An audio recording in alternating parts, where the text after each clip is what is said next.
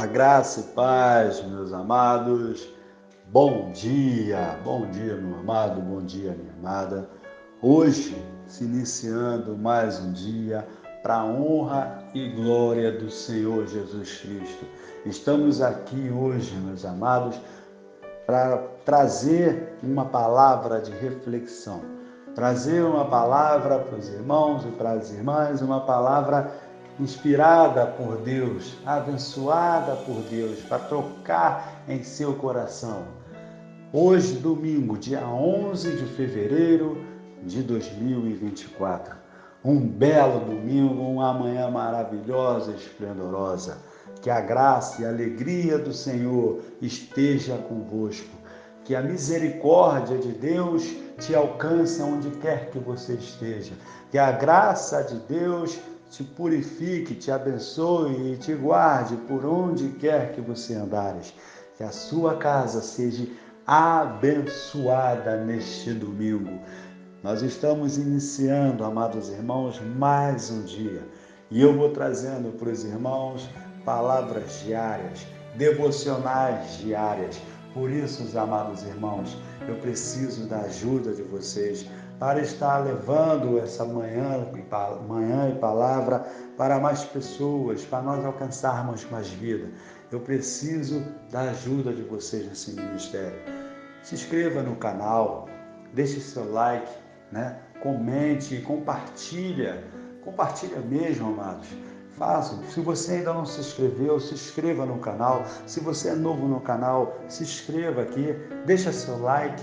Vamos estar crescendo, fazendo crescer esse canal e a obra de Deus. Esse ministério ele não pode parar. É um ministério que se deu início, ainda está novato, ainda está neném, Mas nós precisamos crescer, evoluir e por isso nós contamos com vocês. Hoje, amados irmãos, nós vamos ler o texto de João, capítulo 20, do versículo 1 ao 8. João, no capítulo 20, do versículo 1 ao 8, que diz assim: E no primeiro dia da semana, Maria Madalena foi ao sepulcro de madrugada, sendo ainda escuro, e viu a pedra tirada do sepulcro. Correu, pois, e foi a Simão Pedro e ao outro discípulo a quem Jesus amava, e disse-lhes: Levaram o Senhor do sepulcro, e não sabemos onde puseram. Então Pedro saiu com o outro discípulo, e foram ao sepulcro. E os dois corriam juntos, mas o outro discípulo correu mais apressadamente do que Pedro, e chegou primeiro ao sepulcro. E abaixando-se, viu no chão os lençóis, todavia não entrou. Chegou, pois, Simão Pedro, que o seguia, e entrou no sepulcro, e viu no chão os lençóis, e que o lenço que tinha estado sobre a sua cabeça não estava com os lençóis, mas dobrado num lugar à parte. Então entrou também um outro discípulo, que chegara primeiro ao sepulcro, e viu e creu. Amados irmãos, o lenço em que a palavra está falando é o que Jesus dobrou. O lenço embolado, na cultura judaica, ele queria dizer que eu terminei. Agora, se o amo se levantasse e deixasse o lenço dobrado ao lado do prato, o servo não ousaria tocar ainda na mesa, porque aquele lenço dobrado queria dizer: eu voltarei. Aleluia! A Bíblia, amado, ele é um celeiro infinito de mensagens, uma fonte inesgotável da palavra de Deus. E tudo que nela está contida tem um sentido e uma mensagem, Esta é mais uma mensagem que com certeza vai lhe causar um grande impacto, pois a boa palavra de Deus sempre nos surpreende. E eu apenas gostaria de trazer uma palavra que me foi mostrada nesse contexto, e com certeza a palavra de Deus, né, ela fará diferença em sua vida. E por isso que eu peço que vocês abrem o seu coração, abrem o coração de vocês e deixe a luz do céu entrar. Amados, quando eu li esse texto, algo me chamou a atenção. E logo fui buscar a resposta da parte de Deus. Algo que mexeu o meu coração e que com certeza, né, também irá te dar outra visão quando você lê algo, a Bíblia, né, que acha insignificante. Por isso eu quero que você abra o seu coração e deixe a boa mensagem do céu entrar dentro do seu coração. O relato abaixo, amado, ele foi feito pelo médico francês Dr. Barbet. Eu sou um cirurgião e dou aulas há algum tempo. Por 13 anos vivi em companhia de cadáveres e durante a minha carreira eu estudei a fundo anatomia. Posso, portanto, escrever sobre o assunto sem qualquer presunção. Jesus, ele entrou em agonia no Getsêmenes, amados. Ele orava intensamente e o seu suor, ele tornou-se como gotas de sangue a percorrer pela terra. O único evangelista que relata o fato é um médico, é o evangelista Lucas, no Evangelho de Lucas. E o que faz com precisão de um clínico, com precisão de um médico. O suar sangue, ou a hemaditrose, é um fenômeno raríssimo, né? Produz-se em condições excepcionais. Para provocá-lo, é necessário uma fraqueza física, acompanhada de um abatimento moral, violento, causado por uma profunda emoção, né? Por algum grande medo, assim nós podemos dizer, mas o terror, o susto, a angústia terrível de sentir-se carregado, né? Carregando todos os pecados dos homens, deve ter esmagado Jesus por dentro. Tal tensão extrema produz o rompimento das finíssimas veias capilares que estão sobre as glândulas, né, sudoríparas. O sangue ele se mistura ao suor e se concentra sobre ele e então escorre por todo o corpo até a terra. Conhecemos a farsa do processo preparado pelo Sidério hebraico. O envio de Jesus a Pilatos e o desempate entre o procurador romano e Herodes, né? Pilatos cede e então ordena a flagelação de Jesus. Os soldados despojam Jesus e o prendem pelo pulso a uma coluna do pátio. A flagelação, amado, se efetua com tiras de couro múltiplas, sobre as quais são fixadas bolinhas de chumbo e pequenos ossos, né, chamados de azorraque. Os carrascos devem ter sido 2, né, um de cada lado, e diferente estatura. Golpeiam com chibatadas a pele, já alterada por milhões de microscópicas hemorragias do suor de sangue. A pele se dilacera e se rompe. O sangue ele espirra. A cada golpe, Jesus reagia a um sobressalto de dor.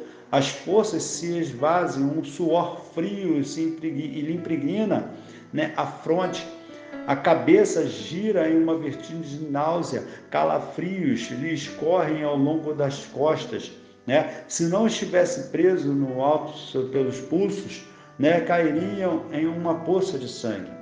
Depois dos carnes da coroação, com longos espinhos, mais duros que aqueles da acácia dos algozes, né, atravessaram uma espécie de capacete e aplicam sobre a cabeça, os espinhos penetram no couro cabeludo, fazendo-o sangrar, né? Os cirurgiões, eles sabem o quanto sangra o couro cabeludo.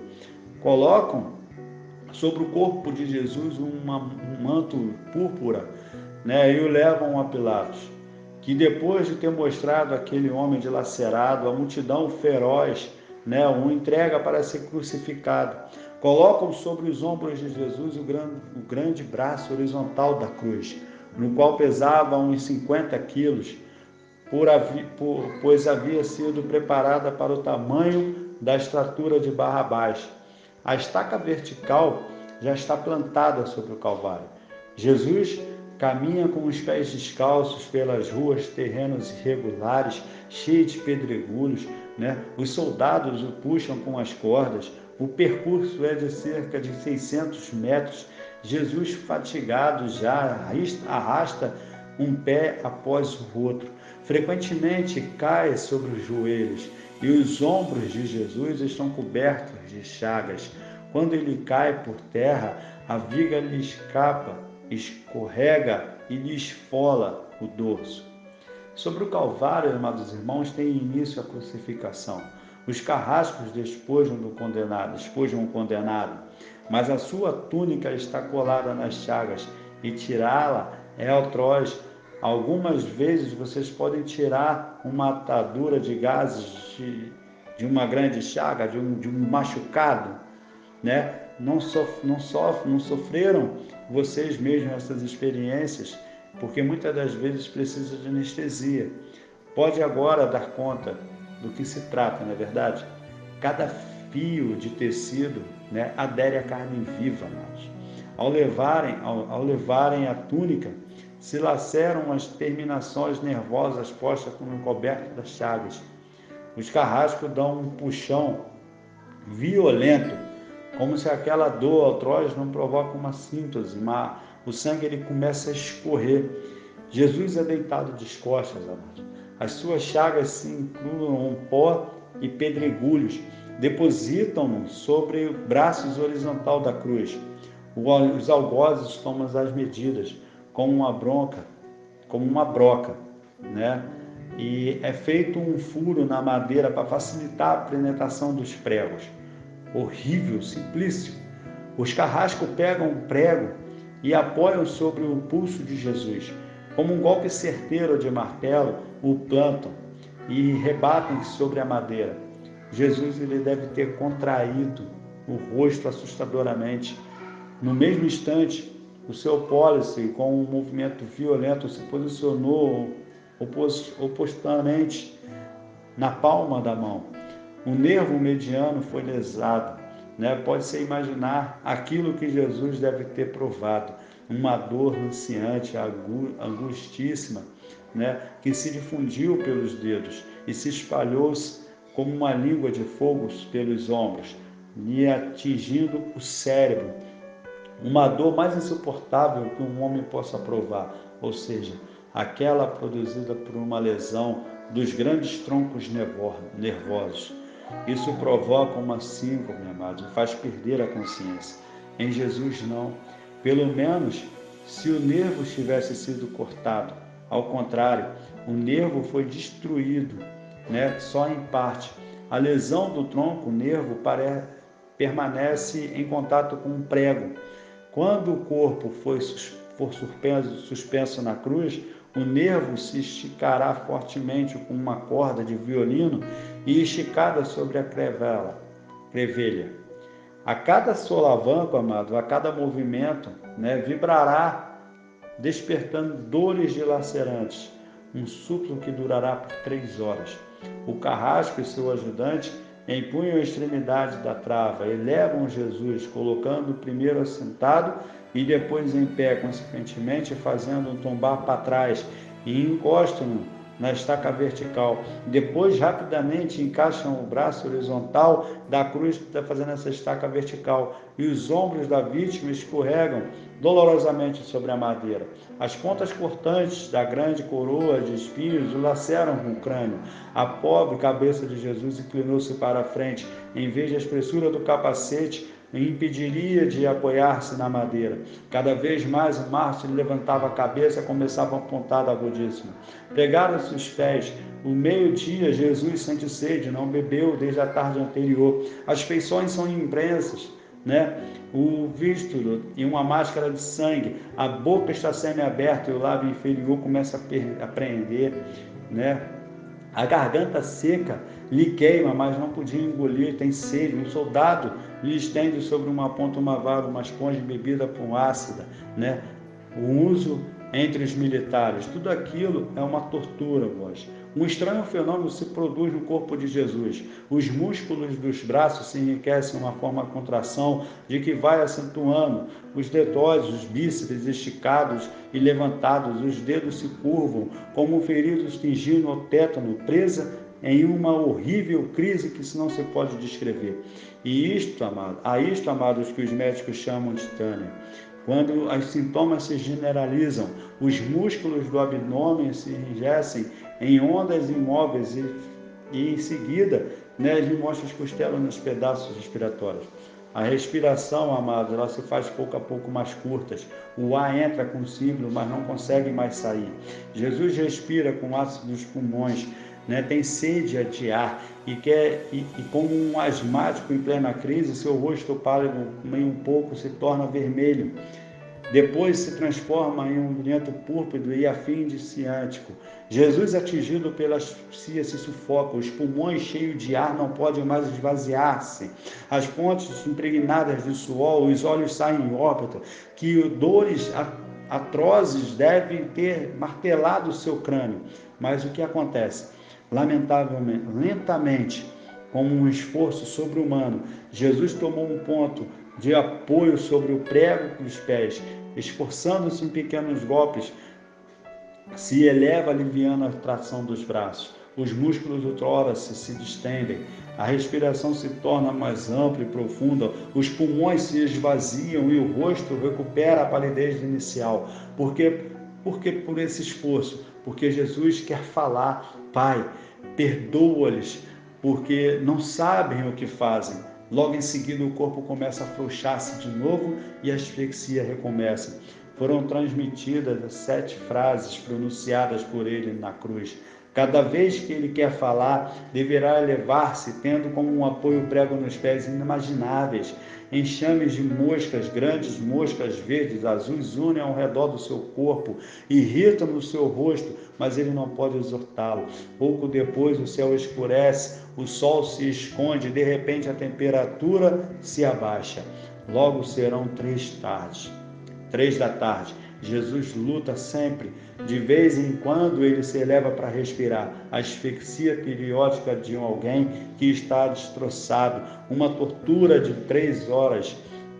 Todas as suas dores e sedes de câimbras, asfixia, o latejar dos nervos medianos lhe arrancaram um lamento. Meu Deus, por que me abandonaste? Jesus grita. Tudo está consumado. Em seguida, num grande brado, disse: Pai, em tuas mãos te entrego o meu espírito. Então, Jesus morre. Agora, amado, que você conhece mais um pouco sobre o sofrimento que o nosso Jesus passou para nos dar a salvação eterna, eu quero comentar sobre a ressurreição de Jesus após 3 dias estando sepultado. Jesus ressuscitou como havia dito. E tudo aconteceu quando foi registrado por eles antes da sua morte. A primeira pessoa a ser agraciada com a visão de Jesus com o corpo ressurreto foi a mulher chamada Miriam, da cidade de Magdala, na qual a conhecemos por Maria Madalena. Logo ao chegar, pois, como disse ele, estava em um corpo ressurreto. Assim, então, era um corpo sem sangue, um corpo diferente, um corpo que permitiu a ela o conhecesse. Mas sobre isso falaremos em uma outra oportunidade. Jesus manda que os avisasse os seus amigos, pois era mister que ele os encontrasse. Mas ao ouvir essas palavras de Maria Madalena, Pedro e João travam uma corrida em direção ao local do sepultamento. Mas lá chegando, se observa que o corpo não estava lá, mas os lençóis estavam ali. Porém, o lenço que cobria o rosto de Jesus ou a cabeça de Jesus estava do lado devidamente dobrado. Se Jesus somente nascesse e desaparecesse na história, ele não seria ninguém. Se ele somente nascesse e morresse, ele seria como outro homem qualquer. Ele se diferenciou de todo e qualquer ser humano. Ele superou qualquer expectativa. Venceu a vida, pois logo ao nascer já tentaram o matar. E venceu a morte, ressuscitando ao terceiro dia e deixando todos parvos diante do seu poder. Mas o que realmente me chamou a atenção para o nascense, essa mensagem, foi o fato de que Jesus teria dobrado o lenço ao ressuscitar. Ele não se preocupou com os lençóis que o cobriam, mas deu atenção ao lenço que tinha coberto na sua cabeça. Por quê? Qual seria a real intenção de Jesus? Qual ministério estaria relacionado ao lenço dobrado? O que deixaria cada vez mais apaixonado pelos fatos descritos na Bíblia, é a grande riqueza de detalhes em cada evento, amados. Então, eu vou lhe dizer algo que tocou meu humilde e pequeno coração mortal. Para entendermos mais sobre o que Jesus fez e nos quis dizer ao dobrar o lenço, nós precisamos conhecer um pouco da tradição judaica da época que Jesus viveu.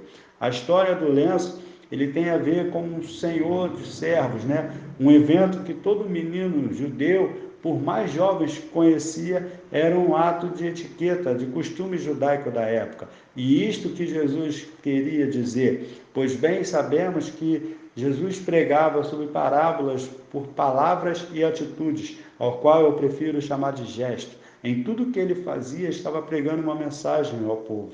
Quando o servo arrumava a mesa, para a refeição do seu senhor, ele buscava ter a certeza de que estava tudo conforme a vontade do seu senhor, tudo conforme o senhor gostava que se fizesse. Após ter colocado a mesa perfeitamente, o servo saía para fora, longe da visão do seu senhor, até que estivesse terminada a refeição.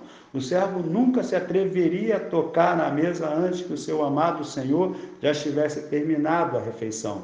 Após terminada a refeição, o senhor se levantaria, pegaria o seu lenço que fora colocado dobrado ao lado do prato, na mesa, limparia os dedos, sua boca e sua barba e embolaria o lenço e jogaria sobre a mesa.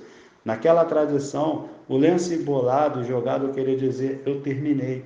Porém, se o senhor se levantasse da mesa e deixasse o lenço dobrado ao lado do prato, o servo não se atreveria a tocar na mesa, pois o lenço dobrado queria dizer, eu voltarei.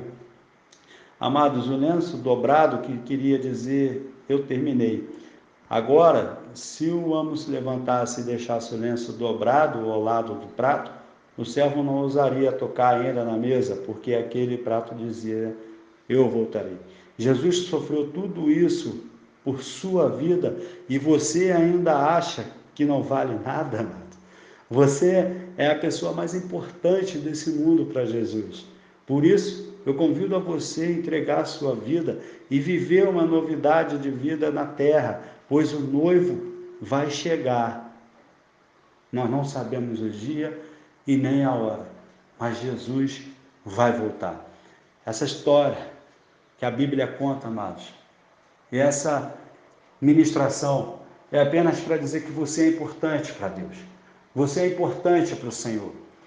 Jesus sofreu, Jesus morreu, ressuscitou e Ele vai voltar para buscar a sua igreja. Ele vai voltar para buscar eu, para buscar você. Você pode ter certeza absoluta disso. Então, continua confiando no Senhor. Creia que você não é somente mais um. Creia que você é filho de Deus e que Jesus, em breve, voltará. Fica com essa palavra de reflexão, amados. Que Deus te abençoe. Em nome de Jesus, não se esqueça de se inscrever no canal, de deixar seu like, seu comentário e compartilhar. Amanhã nós voltaremos. Em nome de Jesus. Amém.